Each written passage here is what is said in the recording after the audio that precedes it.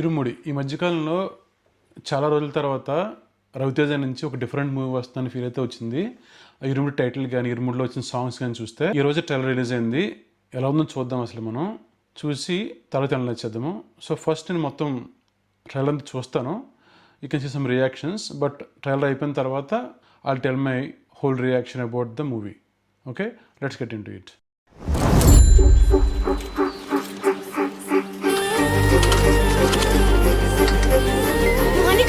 పడిపోతావు, ఆగితేనే పడిపోదామక్క. ఫ్యామిలీ సెంటిమెంట్ స్టార్ట్ అయింది అప్పుడే. This looks interesting, right? అంటే స్టార్టింగే వాళ్ళ కూతురిని చూపించారు. Let's see.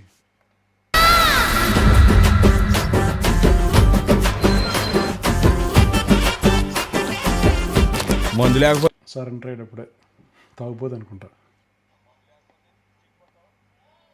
పిచ్చెక్కిపోతావు. ప్రతి 7-41 రోజులు ఎలా ఆపుకుంటారో బాబా. నా మనమ్మ కోసం రా.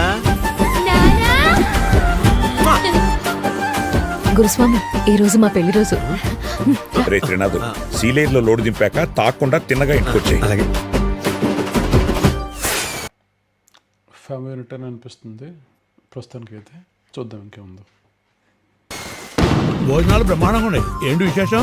నా కూతురు స్టడీస్ పూర్తి అయిపోయినాయి. ఇంజనీరా డాక్టరా? 5వ క్లాసు. ఇది కొద్ది ఓవర్ అనిపించింది నాకైతే. నా కూతుర్ని చీలేరు హై స్కూల్ పంపాలంటే మన ఊరికి బస్ అయినా రావాలి, ఇక్కడికి హై స్కూల్ అయినా రావాలి. మనమ్మ స్కూల్ లోపల గాని, స్కూల్ బయట గాని, ఊరి యువతలు గాని, ఊరవతల గాని చూసింది చూసినట్టుగా నాన్నకు చెప్పేయాలి. It's purely father and daughter relationship నడిచిన ఉంది సినిమా అయితే. చదవకపోతే చంపేస్తారా? ఎడ్యుకేషన్ సిస్టంలో మీలాంటి టీచర్స్ వెరీ డేంజరస్.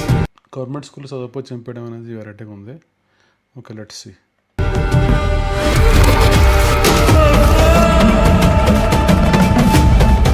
ఈసారి ఉద్దచ్చిందో తీసుకోక.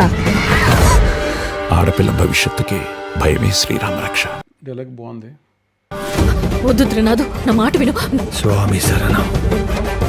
ఇది ఇంకా బాగుంది. ఈ ఊళ్ళో ఆడపిల్లలందరినీ దత్త తీసుకున్నట్టు ఏంట్రా ఇది? వెనకాల ఒకడు ఉన్నాడు, చేయేస్తే పేగులు తీసేస్తాడు అని భయం లేకపోతే మన కూతుర్ని మనం కాపాడుకోలేం గురుస్వామి. చూసారు ఎలా ఉన్నాడు రవితేజ? ఆయన ఏది తగ్గట్టుగానే ఉన్నాడు. ఏమీ ఫేస్ మీద ఏమీ మేకప్ లేకుండా చాలా న్యాచురల్గా కనబడ్డాడు. ఇది నాకు చాలా బాగా నచ్చింది ఈ ట్రైలర్లో అయితే మాత్రం. Excellent. This is what we need from our Ravi Teja. మన ఊళ్ళో ఏదో జరుగుతుంది సావే. ప్రతిసారి మాలేసే ముందు ఏంటి నాకే నరకం? మనమ్మా, నిన్ను చూస్తే నాకు భయం వేస్తుంది నాన్న.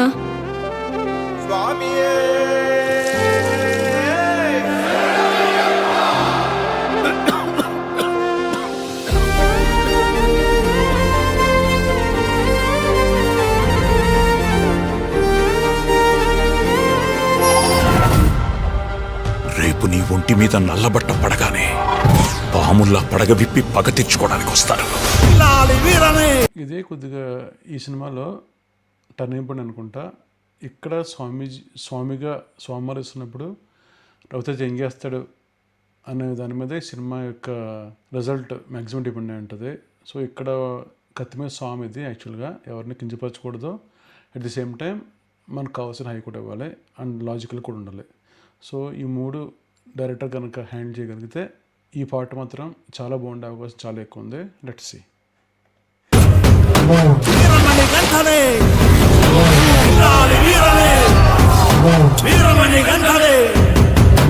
ఎక్కినాడు ఎక్కినాడు ఎక్కినాడు ఎక్కినాడు అందాల పలకే.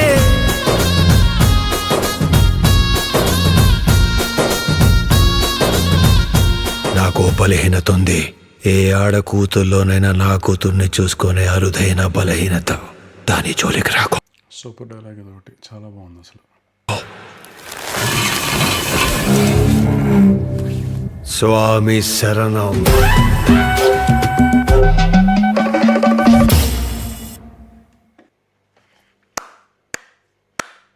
సూపర్ ట్రైలర్ అయితే.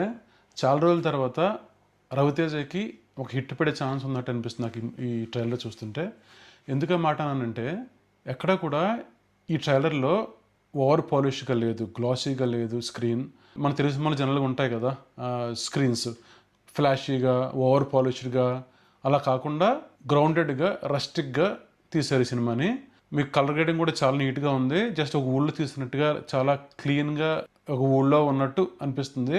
ట్రైలర్ చూస్తున్నప్పుడు ఫస్ట్ ఫీలింగ్ ఏంటంటే ఇదే కదా మనం రవితేజని ఎక్స్పెక్ట్ చేస్తూ ఉంది. ఆయన ఇటువంటి సినిమాలు తీసే ఆ రేంజ్కి ఎదిగాడు, మాస్ మహారాజ్ అయ్యాడు. ఈ మధ్యకాలంలో అటువంటి సినిమాలు తీయడం మానేశారు కాబట్టి ఆయన జనాల్ని రిజెక్ట్ చేశారు. మళ్ళీ I think he's going back to his roots అనిపిస్తుంది నాకైతే ఈ ట్రైలర్ చూసిన తర్వాత. ఒకటి మాత్రం క్లియర్గా అర్థమవుతుంది నాకు, ఆయన ఏజ్కి తగ్గట్టుగా అయితే ఈ క్యారెక్టర్ చేశాడు. ఎందుకంటే ఎక్కడా కూడా ఆయన ఏజ్ని దాచుకోవడానికి ట్రై చేయలేదు. ఒక మిడిల్ ఏజ్డ్ మ్యాన్గా, ఒక 40 years ప్లస్ ఉన్న మిడిల్ ఏజ్డ్ మ్యాన్గా ఉంటూ ఒక కూతురికి తండ్రిలాగా యాక్ట్ చేస్తూ అక్కడ వచ్చిన ప్రాబ్లమ్ సాల్వ్ చేస్తే ట్రై చేశాడు. సో ఎంత రూటెడ్గా ఉన్నాడు క్యారెక్టర్కి అనేది ఇది చూస్తే మీకు అర్థమైపోతుంది. మనం దృశ్యం చూస్తాం, దృశ్యంలో మోహన్ లాల్ ఎలాగైతే వాళ్ళ ఫ్యామిలీ ప్రాబ్లమ్ వస్తే ఎలాగైతే కాపాడుతాను ట్రై చేశాడో, అలాగే ఈ సినిమాలో కూడా అంతే రస్టిక్గా, అంతే రూటెడ్గా ఈ క్యారెక్టర్ ఉన్నట్టు అనిపిస్తుంది నాకైతే. ఈ క్యారెక్టర్లో ఏదో ఒక భారం ఉన్నట్టు అనిపిస్తుంది. He's actually carrying some pain అనేది అనిపిస్తుంది నాకైతే. అంత ఫేస్లో కానీ ఆయన బాడీ లాంగ్వేజ్లో కానీ ఒక రకమైనటువంటి ఆ హెవీనెస్ని ఆయన క్యారీ చేశారు అనిపిస్తుంది నాకైతే. ఇంకొక సూపర్ కాన్ఫిడెంట్ ఈ మూవీలో ఏంటంటే ఈ స్వామిమాల అయితే మనకు ఆల్రెడీ తెలుసు కదా. ఆ స్వామిమాల వేసిన తర్వాత ఫుడ్ విషయంలో చాలా రెస్ట్రిక్షన్స్ ఉంటాయి. అట్ ది సేమ్ టైం వాళ్ళు కోప్పడకూడదు, ఎవరిని తిట్టకూడదు, ఎవరిని కొట్టకూడదు, చాలా రెస్ట్రిక్ట్గా ఉండాలి. కానీ మీరు ఈ ట్రైలర్ డైలాగ్ చూస్తే నువ్వు మాల వేసిన తర్వాత నీ పని చూస్తా అన్నట్టు ఏదో ఒకటి మాట్లాడుతున్నాడు. సో మాల వేసుకున్న తర్వాత ఆయన ఏం చేయడానికి ఉండదు, because he has to follow the faith. అలాగా ఆయన ఆ ఫెయిత్ని ఫాలో అవుతున్నప్పుడు ఆయనకి ఈ విలన్స్ అందరూ చాలా ప్రాబ్లమ్స్ పెడతారు డెఫినెట్గా. చుట్టుపక్కల కూడా చాలా ప్రాబ్లమ్స్ పెడతారు వీళ్ళు. కానీ దాన్ని అతను ఎంత తెలివిగా హ్యాండిల్ చేశాడు లేకపోతే అనేది చాలా ఇంపార్టెంట్ పాయింట్ ఇక్కడ. ఆ విషయాన్ని వీళ్ళు చాలా జాగ్రత్తగా డీల్ చేయాలి, లేకపోతే భక్తుల మనోభావాలు గ్యారెంటీ దెబ్బతింటాయి. అలా దెబ్బతినకుండా ఈ క్యారెక్టర్ని ఆర్క్ని బిల్డ్ చేయాలి. హోప్ఫుల్లీ శివ నిర్వాణ గారు చేస్తుంటారు అనుకుంటున్నాను అయితే. సో ఆయన కోపం చూపించకుండా తెలివిగా ఏం చేశాడు అనేది ఒక పార్ట్ అయితే, అంతరం నొక్కి పెట్టిన తర్వాత ఆయన బ్లాస్ట్ ఎలా అవుతాడు అనేది కూడా మనం ఊహించుకోవచ్చు. అది చాలా దారుణంగా ఉంటుంది అనిపిస్తుంది నాకైతే, చాలా బ్రూటల్గా ఉంటుంది అనిపిస్తుంది నాకైతే. బట్ ఆయన మళ్ళీ మాస్ మహారాజ్ స్టైల్కి వెళ్ళిపోతాడా, లేదంటే రూటెడ్గా ఉంటూ ఆ స్టోరీలో పార్ట్గానే ఆయన మాల్ తీసిన తర్వాత యాక్ట్ చేస్తారనేదే మనం చూడాలి. ఎందుకంటే మళ్ళీ మాస్ మహారాజ్ టైప్లో ఫుల్ ఆన్ వైలెన్స్కి వెళ్ళిపోతే మళ్ళీ బాగోదు. సో ఆయన క్యారెక్టర్ ఎలా అయితే బిల్డ్ చేశారో మాల్ తీసిన తర్వాత కూడా అలాగే ఉంటే I think it will work out అని నాకు అనిపిస్తుంది. చూద్దాం మరి. స్టోరీ అయితే ఇది ఒక ఫ్యామిలీ ఎంటర్టైనర్ ప్లస్ థ్రిల్లర్ కూడా యాడ్ అయినట్టుంది. ఐ థింక్ ఆడపిల్లలు మొలిస్టేషన్ చేస్తున్నట్టున్నారు. అది మన ట్రైలర్లో చూపించింది. మేబీ ఇంకా ఎక్కువ ఉండొచ్చు నేను అనుకోవడం, ఎందుకంటే అది ఒకటే సరిపోదు కదా. ఈ మధ్యకాలం 20 సినిమాలు చాలా వచ్చినాయి కదా మనకి. I think there is more to it than just molestation. మీరు మహారాజ్ అంటే గుర్తొచ్చిందా మన సేతుపతి సినిమా మహారాజ్, కానీ ఎంత బాగా యాక్ట్ చేస్తారైనా అందులో అసలు మాస్ అంటే అది అనిపించేలా ఉంది. ఫ్లాషీ ఫైట్స్ ఏమి ఉండవు కదా, జస్ట్ నీట్గా ఒక ఫ్యామిలీ మ్యాన్ లాగా యాక్ట్ చేశారు. నాకు ఎగ్జాక్ట్గా నాకు అదే ఫీలింగ్ వచ్చింది ఈ ఇరుముడిలో రవితేజని చూసిన తర్వాత. ఈయన ఆల్రెడీ మాస్ మహారాజ్, కానీ ఈ క్యారెక్టర్కి వెళ్ళి అంత లోతుగా వెళ్ళి ఈయన చేశాడు. కాబట్టి ఆ మహారాజ్ అనే ఆయన ఏదైతే క్రియేట్ చేశారో సేతుపతి, ఇక్కడ కూడా ఫాలో అయ్యి స్లో మోషన్ కాకుండా, ఫ్లాషీ ఫైట్స్ కాకుండా, ఫ్లాషీ డ్యాన్స్ నెంబర్స్ కాకుండా, జస్ట్ మన మిడిల్ ఏజ్డ్ మ్యాన్ లాగా మనలాగా ఉంటూ ఆ ఇంట్లో ప్రాబ్లమ్స్ ఎలా సాల్వ్ చేశాడు అనేది కరెక్ట్గా చూపించగలిగితే mass Maharaj again is going to be on track. నిజంగా చెప్తున్నా, చాలా రోజుల తర్వాత నాకైతే రవితేజని చూస్తే ఇలా కథ ఉండాలి రవితేజ అనిపిస్తుంది నాకైతే.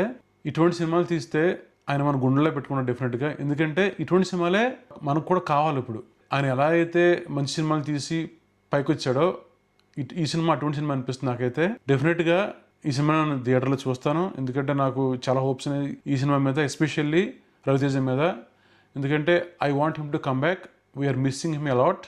Hopefully will see him on big screen as we want him to be.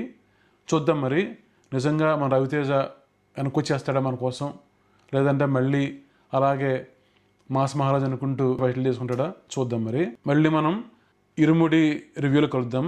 Thank you very much for watching. Keep rocking. Thank you. By by.